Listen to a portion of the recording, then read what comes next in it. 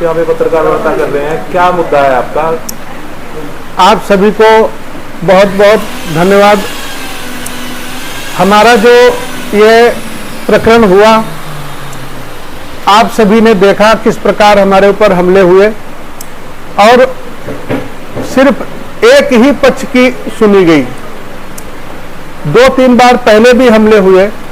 मंदिर के ऊपर किस प्रकार भीड़ आई, किसी के घर में घुसना गलत माना जाता है और ये तो मंदिर है। वहीं के रहने वाले लोग मौका पाते ही जब देखो तब मंदिर पर हमले करना और हमारी छवि को धूमिल करना। कभी भी हमें न तो कोई पुलिस अधिकारी ने आकर के पूछा कि हमले किसने किया, कौन थे लोग।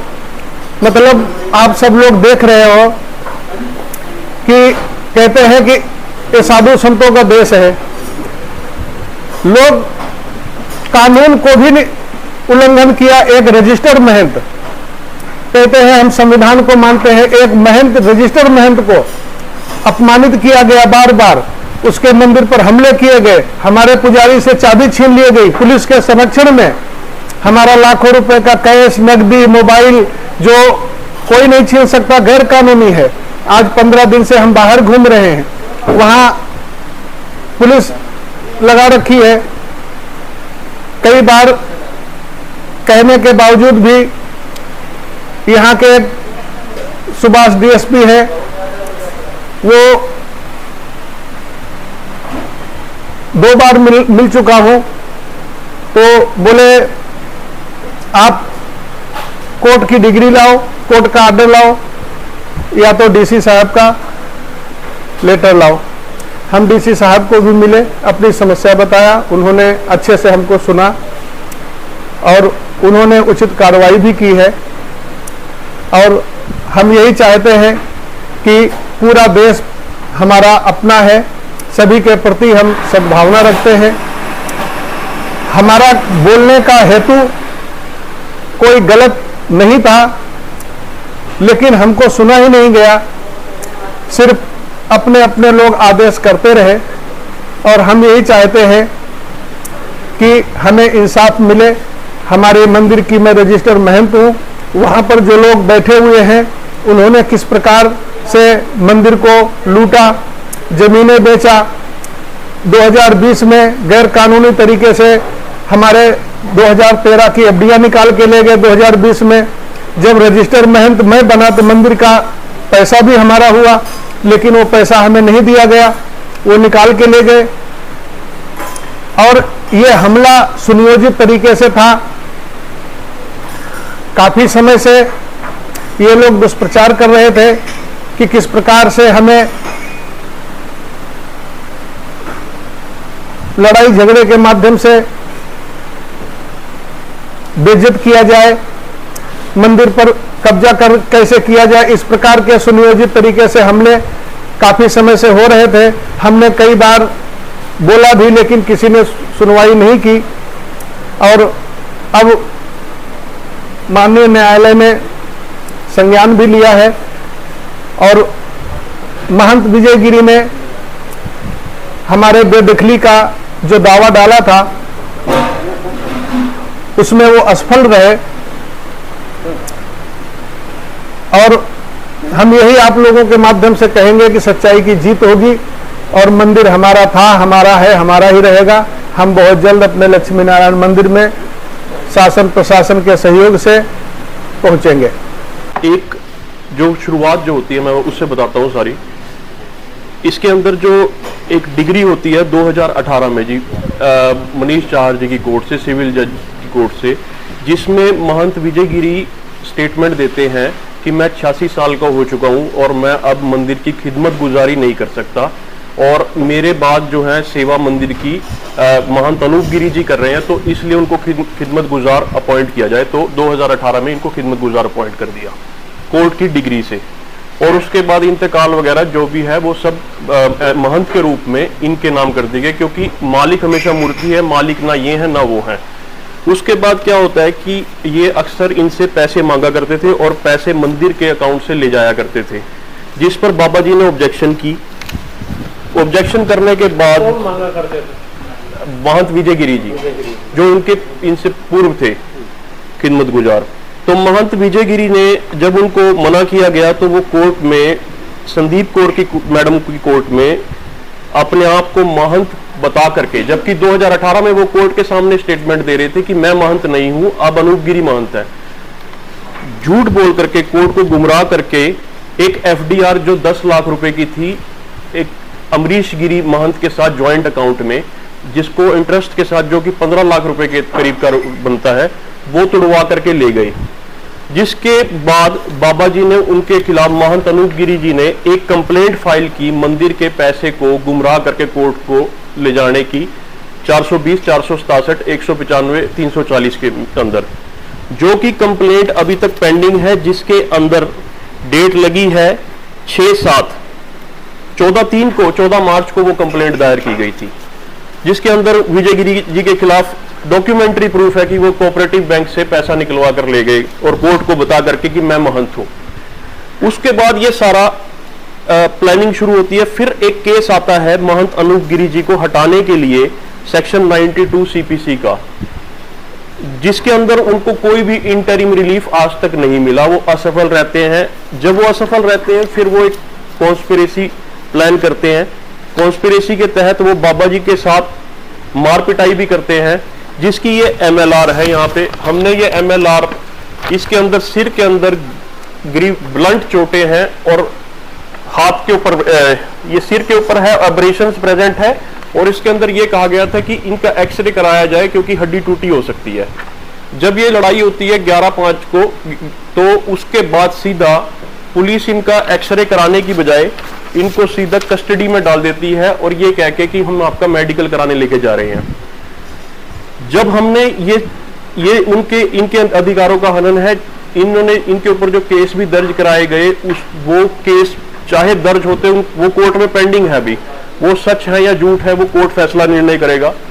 लेकिन इन्होंने उनके जो कि हमारी सीआरपीसी की और इंडियन कॉन्स्टिट्यूशन की जो रिक्वायरमेंट्स हैं कि मेडिकल होके पर्चा दर्ज करा जाए, ऐसा कुछ नहीं किया गया। अगर जो अनूप गिरी जी के सिर के चोट के कारण इनकी कस्टडी में मौत भी हो जाती तो उसके लिए प्रशासन जिम्मेवार होता। इसके अंदर जसबीर सिंह जो है वो आईओ की हाजिरी भी लगी हुई है एमएलआर में।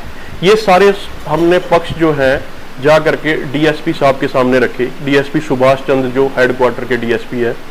इसके बाबत एक कंटेम्प्ट नोटिस पहले हमने एसपी साहब के अगेंस्ट दिया गया कि आप ऐसा नहीं कर सकते क्योंकि कोर्ट की डिग्री है, और अगर जो महंत चेंज होगा तो कोर्ट के माध्यम से ही होगा, बिना कोर्ट के माध्यम के नहीं हो सकता क्योंकि कोर्ट की कंप्रोमाइज डिग्री है।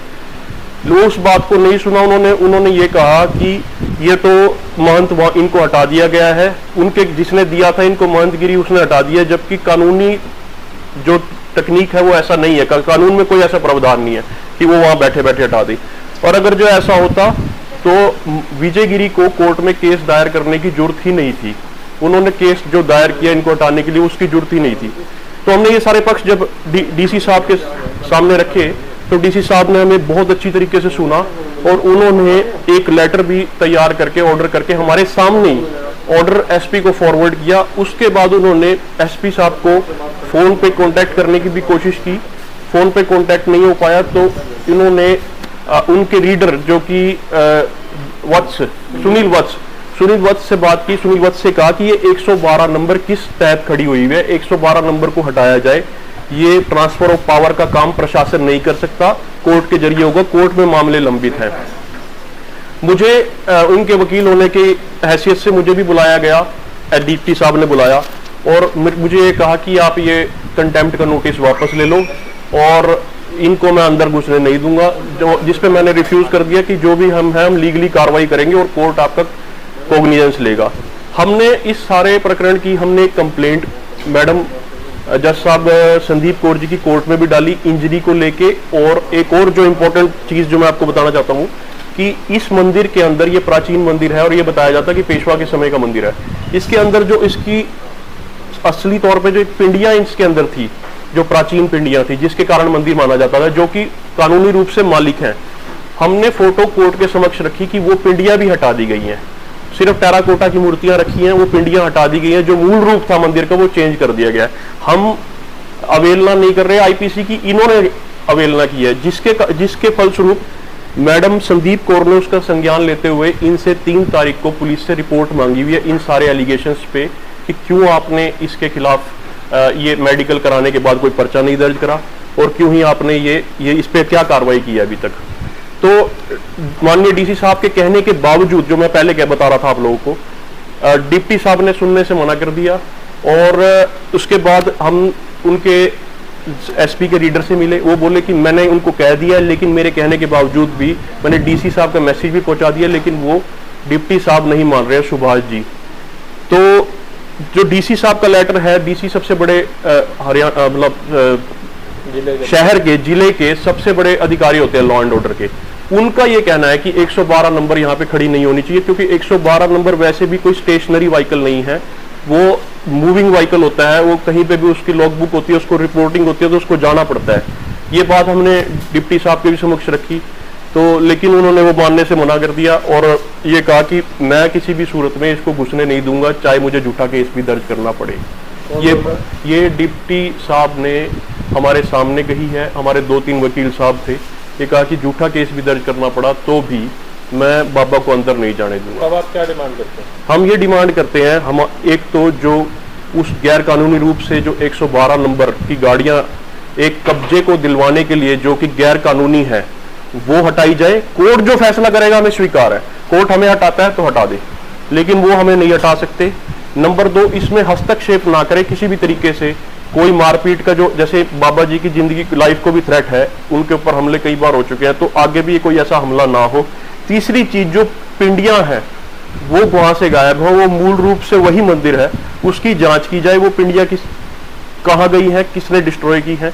चौथी चीज ये है कि जो मेडिकल जो इनका हुआ है, जिनकी चोट लगी है, उसके लिए अगर जो पुलिस रिस्पॉन्सिबल है, क्योंकि ये अरेस्ट हो चुके थे, उसके बाद वो मेडिकल हुआ है, वो कस्टडी में थे, या तो पुलिस के खिलाफ कार्रवाई है अगर जो उनके सामने हुई है कस्टडी में, या फिर किसी और ने की है, प्राइवेट आदमी ने, तो उसके खिलाफ पर्चा दर्ज किया जाए। आप अब चाहते हैं कि मंदिर में जो केस चल रहा है इनका और उनका, वो चलता रहे जब तक चलेगा जी। ये प्रवेश कर सकते हैं आपका कहने का मतलब कानूनी रूप से? जी, मंदिर में जाना चाहिए इनको? मंदिर में कोई भी प्रवेश कर सकता है।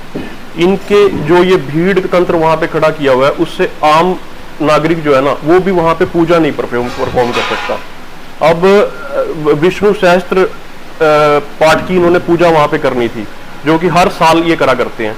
अब वो इस कारण से कि भी भीड़ और भीड़ का तंत्र, क्योंकि वहां पे किराएदारों को भी ये एक तरह के झूठे आश्वासन दिए जा रहे हैं कि आपकी दुकानें पक्की कर दी जाएंगी, और इस तरीके के करके उनको अपने साथ लेकर के और पुलिस की मदद से वहां पे इनको घुसने नहीं दिया जा रहा, और उनको भी घुसने नहीं दिया जा रहा जो कि कोई वहां पे पूजा पाठ करने आ रहा है। इनका मोबाइल, पैसे को डॉक्यूमेंट भी आप बता रहे थे? हाँ जी, एक इनका मोबाइल जो है गैर कानूनी रूप से लिया गया।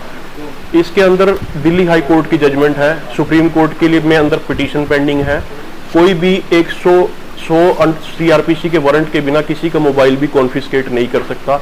अगर जो इनके ऊपर आरोप, जो भी आरोप था, इन्होंने कहा कि सोशल मीडिया पे कोई ऐसा कंटेंट मिला, उसकी जांच जो है सोशल मीडिया के सर्वर और सर्विस प्रोवाइडर से की जाती है हमेशा रूटीन में। तो इनके ही खास तौर पर मोबाइल को जब्त किया गया। इनसे सुभाष मंडी चौकी इंचार्ज ने पासवर्ड जबरदस्ती पूछ के उसको खोला और इनकी प्राइवेसी को हनन किया। आज तक मोबाइल कॉन्फिस्केटेड है। पहला ऐसा केस है जिसके अंदर मोबाइल को बिना आईटी एक्ट की, इंस्पेक्टर की या डीएसपी की जांच के बिना ही उसको कॉन्फिस्केट किया हुआ है। तो जो कंटेम्प्ट ऑफ कोर्ट है वो किन किन पुलिस अधिकारियों? हमने कंटेम्प्ट ऑफ कोर्ट एसपी साहब के अगेंस्ट डाली थी। हमने उनको बताया था कि क्योंकि कोर्ट की डिग्री है मनीष चाहर जी की कोर्ट की, और वो 2018 में महंत हैं, और अगर जो आप इसके अंदर पहले से ही काम करते हो तो अगर जो आप चाहते हो अपने शक्ति से पुलिस अगर जो ट्रांसफर कराती है महंत का, कोर्ट के जरिए नहीं होता, तो वो कंटेम्प्ट ऑफ कोर्ट है। तो इसका हमने नोटिस दिया था, और एक नोटिस दिया था हमने डीके बासु की जजमेंट का और सत्येंद्र कुमार अंतिल की जजमेंट का, जो ये कहती थी कि नोटिस के बिना और मेडिकल की बातें, कि मेडिकल अगर जो किसी को चोट लगी है, चाहे वो अपराधी कितना ही बड़ा हो, उसका मेडिकल कराया जाएगा, उसकी जांच होगी। वो उन सब तथ्यों को शामिल करके अपने नोटिस में और एसपी साहब को दिया गया, जिसका जिस पर कार्रवाई करने के बजाय उस पर दबाव बनाने लगे हम लोगों पे कि उनको वापस लिया जाए उसको। हमारे जो ये लोग अभी हमने 2018 से कम 2.5 करोड़ रुपए निर्माण में मैंने लगाया मंदिर में। अब हमने सुना कि ये लोग जो वहाँ पर हैं महंत विजय गिरी, ये लोग कहते हैं कि मंदिर का पैसा है। तो ये 14 साल मंदिर के महंत रहे और इनसे पूछो कि वहाँ पर एक ईंट भी नहीं लगाया, तो फिर ये पैसा कहाँ गया? इस प्रकार का दुष्प्रचार पहले भी 4 महीना पहले कुरुक्षेत्र में आकर के आपने देखा था, इन्होंने किस प्रकार मीडिया के थ्रू हमारा दुष्प्रचार किया था।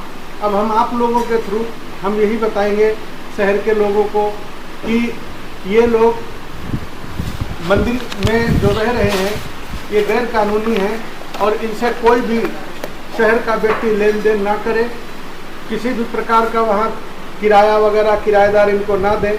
अगर कोई भी ऐसा करेगा तो मैं उसके खिलाफ कार्रवाई करूँगा, क्योंकि ये जब केस इन्होंने कोर्ट में हमारे खिलाफ डाल दिया है तो हमारी गैर हाजिरी में मंदिर में किस आधार पर रह रहे हैं। तो हम यही चाहते हैं कि हमारे साथ न्याय हो और कुरुक्षेत्र भूमि में हमेशा सत्य जीता है, सत्य की ही जीत।